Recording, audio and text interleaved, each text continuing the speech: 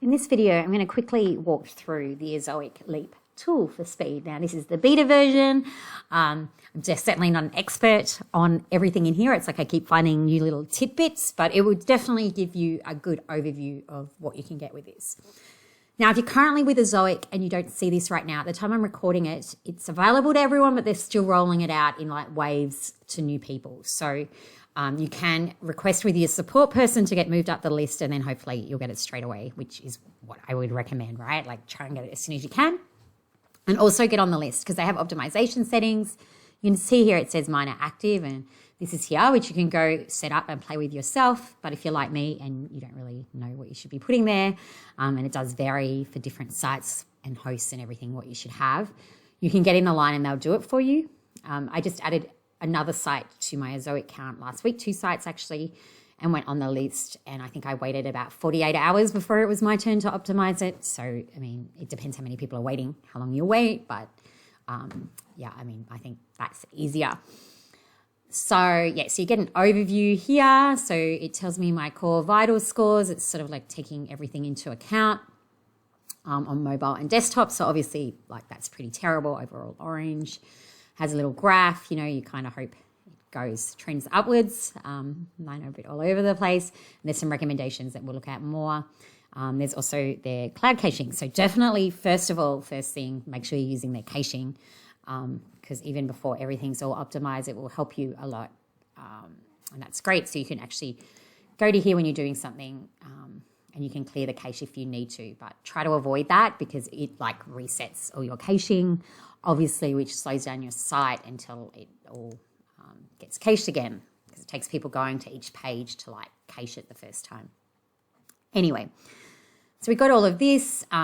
Here, I find this useful just to get an overall view of the site. Like it's a bit more useful than what you see in Core Web Vitals in Search Console because it gives you a better overview. So you can go through and see like the 3 things there that they're marking you on and get an idea of what's happening. This site is terrible because it's got Divi theme and some other problems. Sadly, this is after I've worked on it for a fair amount of time, but it still does need some more work. It also tells you your worst pages. So this is where it can be good, right? Because what you got to remember with these types of scores is they're an average of the last 28 days. So what you're seeing in Core Web Vitals or here isn't necessarily what's happening right this second. So what's really good is when I look at my worst ones, well, look, I have actually improved them. It just hasn't really flowed through yet. If you want to see more details, you can click Test in Ezoic Lab. And this is quite like, I have to do an error right when I'm doing this. This generally loads much like PageSpeed Insights and gives you a lot of similar information like you would see in there, including some other things. It just gives you a better idea of what might be going on with that page. So you can see here in more detail, you know, like what the things are that are wrong. So say for like, if you have a CLS problem, that can be useful. Okay, it doesn't really like that little menu button, but I mean, I'm passing anyway, so that's okay. Desktop just seems to have some errors, but generally all this shows, I've never seen those errors before, but it's okay. And then there's Insights, so this is more like what you see in PageSpeed Insights, but the lab can be quite helpful for helping you work out what the problems might be. Now, what I find most useful at all is actually this Technologies tab because it'll pinpoint some things in your site that are particularly causing you problems and tell you how big a problem they are and give you some solutions. Now, I know Ezoic is working on this all the time because what's great is as more people join up to using these site speed tools, they get more data on what's working or not. So you get an interesting idea of like whether it's, you know, really terrible something you're using, you know, like if you saw saying and it said 100% of them perform significantly worse, you'd be worried. I mean, saying that, I know that they've experimented a lot, the Ezoic team, and they've not been able to get Divi to pass Core Web Vitals. So, you know, that is an issue that I am definitely going to be looking at. That's why they rate it as extreme. And you can see these other ones are severe and not recommended. Now, to get rid of all of these is very difficult. You know, I have some sites, I think I've got one site down to just 3 things that aren't fast, but I get stuck. Like I've struggled to find a table plugin, for example, that doesn't cause me issues, and I need a table plugin. So, you know, there's only so much I can do. What is also useful is this view alternatives. So here you can see the themes that are currently passing Core Web Vitals on different sites, and there's more than that. So it gives you some alternatives that you could look at. So I found that really useful when I want to switch something out. Now, when you're lucky, these things here are like saying you can easily pick what's wrong. So Divi is my theme. ConvertBox is a plugin. That's easy. Some of the other stuff is harder.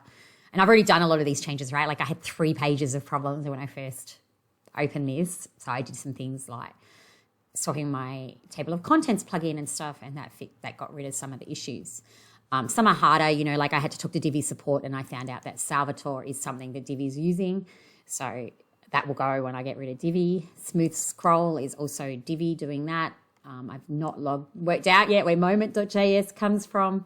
But yeah, you can see sometimes it's super easy, and it's really great. This is where I love it, right? Like it's like about half of these problems I could get rid of really, really quickly because I could just change the plugin to something else, or I just got rid of the plugin if I didn't need it. Some take a bit longer, but it's really useful for giving you a starting point.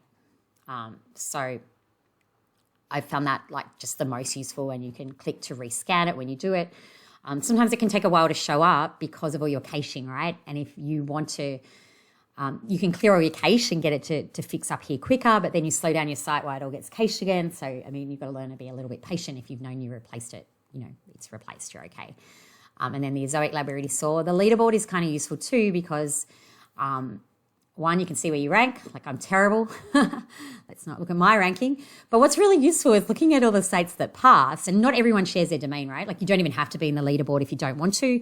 And you can also pick whether it shows your whole domain or it like this top one here, right? We can't see what it is. You can also look like that.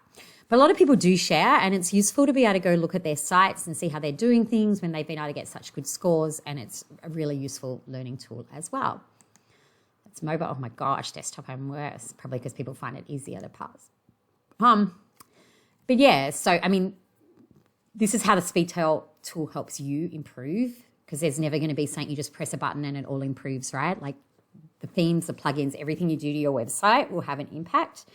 But it will help you optimize all your caching and stuff. Like all their settings in here have got rid of any image problem that I have on my sites. I'm not even compressing my images anymore before I upload. It all takes care of it. It puts it in the right format and all of that.